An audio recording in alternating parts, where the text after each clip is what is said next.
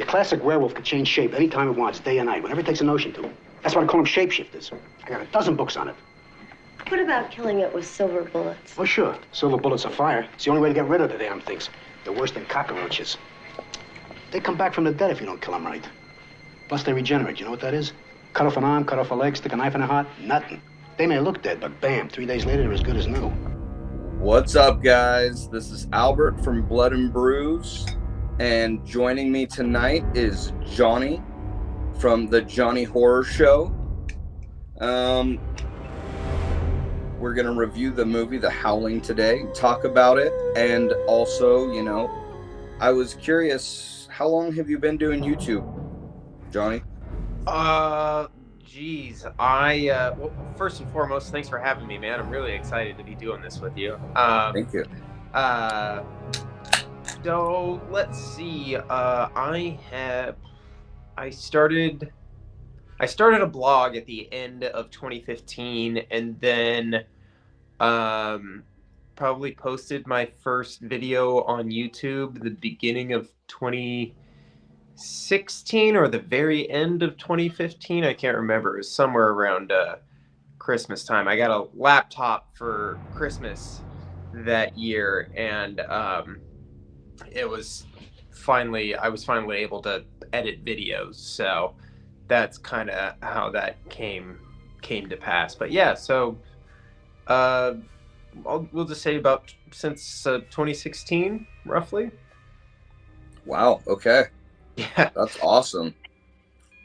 and I mean, I'm sure you can appreciate the how much better your content is now versus when you started, right? Just by knowing how to do stuff and what looks good and what sounds good. I have a really hard time going back and watching any old videos of mine. They're pretty cringe. No, I literally did the whole just shut up and do it with the bare minimum. I literally just had my phone sitting on like a table. Yeah. And we were doing it. No mic, no lighting, no nothing. Yeah. Cheap phone at the time. So like it was, yeah, I know what you mean. Yeah. It's onward and upward, as they say. So, what are we drinking tonight? Are you drinking anything? I am drinking. I'm hydrating with some good old fashioned high quality H2O, and right beside it is tequila. I have drinking El Jimador Silver, and I have mixed it with Simply Watermelon, the Simply brand, like the lemonades and the limeades. Well, they have a watermelon flavor, and it's low in calories and tastes delicious. So here we are. They have some of the best juices, to be honest. They really do. They're fantastic. What about you? Tonight, I am drinking, what is it? It's Burning Barrel Brewing, and it's a cloudy IPA. And right now, I'm not actually seeing a name on it. The can is what drew me in. That's great art right there. That's just cool. Right? It's a cloudy IPA, and it's kind of close to what I'm used to drinking. So it's like a 6.4% alcohol by volume. It's got Citra, and Citra hops is what it says on the can. What so, yeah. Do you know kind of like how to profile a cloudy IPA? I'm not familiar with that. Usually IPA. I go by the crisp cleanliness of it, and if it feels like how the, I guess, mouth feel, even though it's always weird saying that. That's how I rate it. Like, is it something that I'm gonna want to drink in the future? And does it have that citrusy, not too sweet tang to it? Because some beers are like way over the top too much. Yeah. And then some are just hit you and they're just a nice, smooth drinking. And that's kind of what this is. So out of 5, I would probably give this about a 4. Damn. Yeah. Solid. I would give my drink a 5 out of 5. Oh, nice. I probably drink it. I don't know, multiple times a week. We'll just say that. We'll try and minimize my alcoholism. But yeah. All your nightmares are about to be transformed into one single, inescapable fear. Tonight I'm going to show you something. Make you believe. The Howling. Beyond anything human. Rated R. Now playing at a theater near you. Check newspapers. Okay, well, let's get into it. The Howling. When was the last time you've watched this film? Honestly, not too long ago. I would say that I probably within the last 6 to 8 months, I would imagine. It wasn't too long ago. Definitely less than a year. I remember specifically watching it and watching it in our little horror room, which is our guest bedroom. We have all our horror paraphernalia in there, and I don't know, maybe getting like a quarter of the way through and just getting a hankering for McDonald's, so I had to like drive down the street to go get McDonald's, and then came back and finished watching the movie with my wife. But yeah, not too long ago, actually. All right. It's from 1981, so that makes it a little over 40 years old. It's rated R.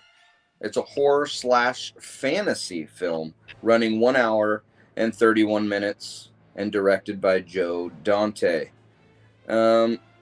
It's based off the 1977 novel by Gary Brandner, which is of the same name, which I actually didn't know till recently that it was based off of a book, which now it makes me feel like I need to go read that. Did you know this already? I think when you said it just now, like there was like it's based off of a book. But at the same time, I'm pretty sure I've heard that somewhere at least once before, but I haven't heard much about the book or how it compares to the book, to be honest. I've heard the book is better, but I feel like everyone says that about book to movie adaptations. Like the book's always better, right? So, I mean, I have an exception. Jaws, the movie, is better than the book, and I like the book quite a bit. But the movie is a much better film. But I digress. For sure. All right. The film also spawned 7 sequels, none of which I would recommend personally. I hear the 4th one, though, does kind of stick to the book more or less. But for me, I've watched them all just because I was such a fan of the original. But none of them, in my opinion, touched the first one. Have you seen any of the other ones? I have not seen any of the other ones. I have heard that that one of the sequels was closer to the book than the original. I've heard. I've already mentioned to you before that the podcast I listen to called the Halloweenies, and they've touched on briefly on all of the sequels and whether or not they're worth anyone's time. But I've heard that they're all pretty rough. So it's never. I haven't really be drawn to the sequels of The Howling, just strictly based off of word of mouth. Okay. Out of all the werewolf films you've seen, what is your favorite werewolf film of all time? That's probably man, that's tough. I really like werewolf movies. It's been a genre that I've always had a soft spot for, even if it's something that I don't go back to as often as I should. Um, I feel like there's a couple of recent ones that are fairly good that are escaping me. But it really is hard to top. It's really hard to top the Wolfman, the OG. And that's not me trying to be pretentious or anything like that. I think it's just so cool, and I love all the atmosphere. And the wolf design is really creepy to me. It always has been ever since I was a little kid. So, um, I just like it for that. But um, American Werewolf in London, also the wolf design, and that is really creepy. And the opening sequence with the attack where the buddies get attacked in the moors is just really scary to me. So those ones definitely stick out to me as werewolf films that I thoroughly enjoy, and I tend to go back to. That being said, there's really some creepy stuff in the Howling that just I think about on a regular basis. So I feel like that was a long-winded answer. No worries. With that being said, the film is creepy. It's menacing. It utilizes close quarters, darkness, and an eerie score to heighten the anxiety. There's some scenes in there where I'm just shocked that we haven't seen a lot of that in prior films. Like, if you remember, and yes, there are going to be spoilers in this, so if you haven't seen the film, which you should have by now, I would assume, I'm talking to everyone, definitely go see this, but we're going to do spoilers. I mean, the office, the doctor's office, when he's like transforming and stuff in front of her. I saw you die. You said on the phone that you wanted to get to know me. Well, here I am, Karen. Look at me. But yeah, there was some really close quarter scenes in the film that I was just like really impressed by. Not to mention the practical effects. I mean, those second to none, in my opinion. Yeah, well, to jump back to the close quarters thing, honestly, one of the scariest moments in the film for me doesn't even have to do specifically with a werewolf encounter. It's the beginning of the film where she's in the porn shop in the back, and I don't know if it's because it's so dreamlike, or if it's because it's what we're not seeing, but that whole sequence with the projector and the silhouette of what's the what I'm terrible. Eddie Yeah, Quist. yeah. His silhouette and everything is just, and you hear his voice. It's creepy. It is really like something that I've seen in a nightmare or something like that. And that is a very close quarter scene where you're boxed in. She's boxed in rather, and she can't get out. And it's just that whole scene is probably the scariest for me in the film, because it is this heightened reality that again is very dreamlike. It's a nightmare thing that I'm sure I've experienced in some way, shape, or form. And to jump on what you were saying with practical effects, obviously, we have Rick Baker was originally supposed to do the werewolf effects in this film, but I believe he owed a favor to John Landis, or something along those lines, and that's why he was called away to do American Werewolf in London, which I do believe he won the very first Academy Award for best effects, special effects. but then he had his protege, Rob Bottin, do the effects in this. And as we all know, Rob Bottin goes on to do The Thing. And in my personal opinion, that is as great as any practical effects have ever been in film. It peaks with The Thing. And I think that the practical effects we see in The Howling are just like, I don't know. It's like watching a practice round of a boxer before his big fight or something like that. You see the strokes of genius. He's just not laying it out all on the table because he's not under the gun quite yet. You know, he definitely took the reins, but what he does with The Howling is really masterful and really impressive. It's slightly overshadowed, in my personal opinion. They're two very different transformations. Again, Rob Bottin's, I feel like, lingers a little bit longer on certain things, and you find yourself going, "Run, girl, run!" Yeah, exactly. You could run now, but she's in shock.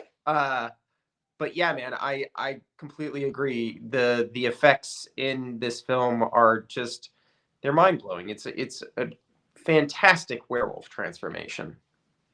So you mentioned the porn shop scene, so that kind of made me want to ask you, if you were locked in an adult movie theater or porn shop with a werewolf, what would you do? A, kick him in the nards. B, try to MacGyver a weapon to defeat the beast. Or C, let him turn you into a werewolf so you could join the colony. I'm probably going just like turn me into a werewolf. It's really a two-for answer. I feel like I would try and kick Wolfman in the nards. And it probably would have like no effect on an actual werewolf, at least not any lasting effect. So then I would probably just curl up in the fetal position and just hope that I got turned into a werewolf as opposed to being viciously mauled to death, you know? For sure. Okay, on to the next question. Sure. Werewolf sex in films, yes or no? Yes, always yes. More sex in films, period. Were you surprised that the scene was actually partially, what is it? It's not cartoon, but it was animated. Yeah, it was. It is one of my favorite things about this movie, because it dates it in the right way, and it's so weird, and you can tell that it's animated. Yeah. It's not unlike seeing a stop motion scene pop up in, Pee-wee's Playhouse or something like that, so I really like it. I would really like to see if there was what they could have done if they had the time, the money, what they originally kind of pictured, because obviously I don't think anybody looked at that shot in the film and was like, yeah, that's as good as we can get it. I'm sure there were compromises made. That being said, it adds to the weirdness and the fantasy element and the heightened sense of it all. So, and it's just a weird scene in general. You have this guy that, for all intents and purposes, has been, a a fairly good husband, from what I can tell. I think,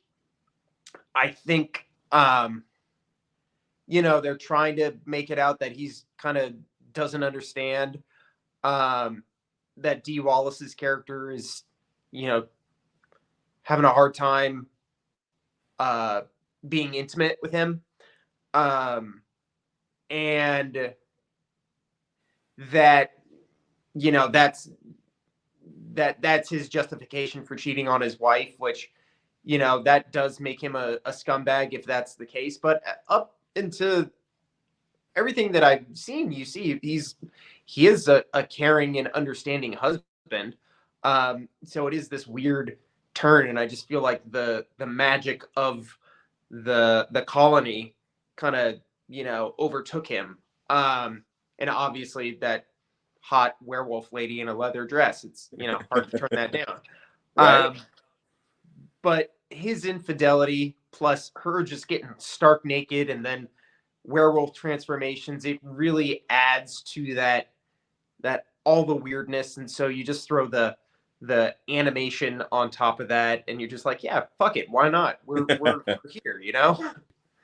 Okay, so what would you rate the transformations in this film, 1 to, let's say, American Werewolf in London? Whatever is right. I would say, like, if American Werewolf in London is a 10, this is like a 9.5, a 9.8. It's almost not, it's not so much the transformation itself, because the effects are amazing. The effects are perfect. Arguably just as good or better than what you see in American Werewolf in London.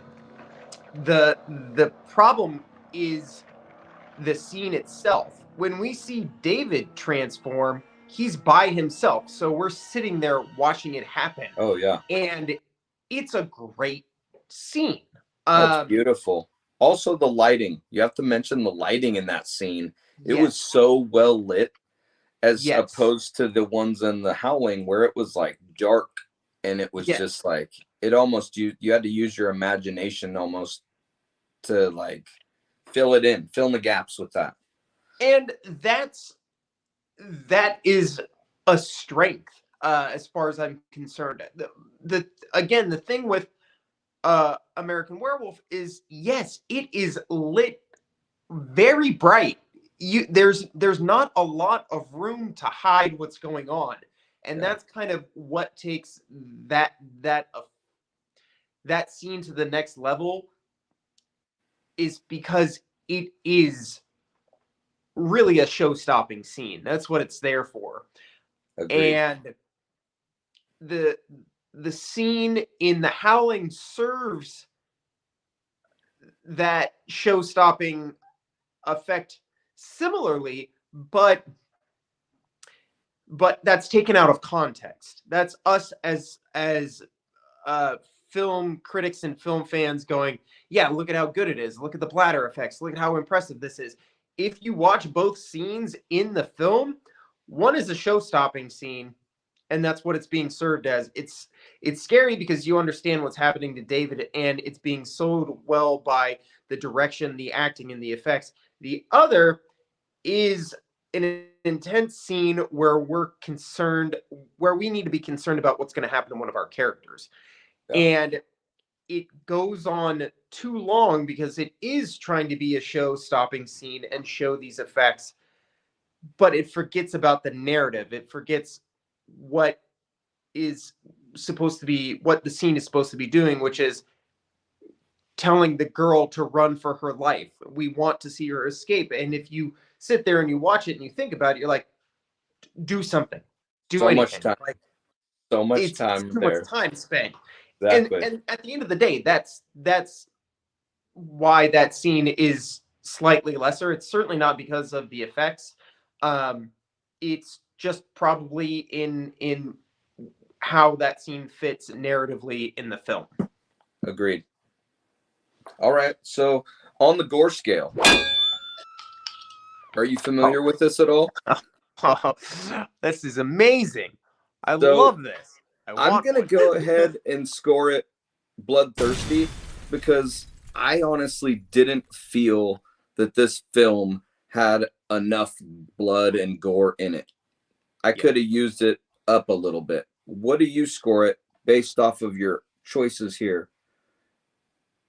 Yeah, I mean, Slaughterhouse, Grizzly, Savage, Bloody. It's so cool. Did you make this? Did you make it Yeah, yourself? well, what happened is I bought this because I was gonna dress up for one of those what Halloween things that you go to and everybody dresses up. What are they called? You know, that they have in LA. They have a bunch of them. Oh. Anyways, I was gonna dress up, and this was gonna be, but when it got mailed to me, it was like twice the size that I wanted. So I'm like, it just sat there. I'm like, what am I gonna do with this? What am I gonna do with this thing? So it's the gore scale. I love it. I mean, I would have to probably agree with you. I think it could probably use more blood. Just as like out of morbid curiosity, as far as your scale, have you what's a film that you rated Grizzly based off of that chart? Grizzly? That's your top one, right? No, Slaughterhouse was the top one. Oh, Slaughterhouse. What was the one you rated Slaughterhouse? Slaughterhouse was that one that came out because my top one for a while was the remake of The Evil Dead. Yeah, that suits. Because I mean it's literally raining blood in that one, right? But then that one movie came out. It was, God, I own it. It was subtitled, and it was all the people were going crazy. It wasn't The zombies. Sadness. Was it Yes, The Sadness? The Sadness. Yeah, yeah. The Sadness took it for the top spot because Yeah. I mean, you know, that movie is horrific. Yeah. In so many ways. Yeah. Yes, but accurate, 100%. Okay. So with all that being said, The Howling, what are you scoring it 1 to 10? 1 to 10, I think I would have to rate The Howling. I think I'm probably at somewhere between a 7.5 and an 8. It is a film that I don't go back to often. But when I do, I always find myself really enjoying it. It's a film that manages to be fun and meta and winks at the audience here and there, which is really nice. It's not as funny as American Werewolf,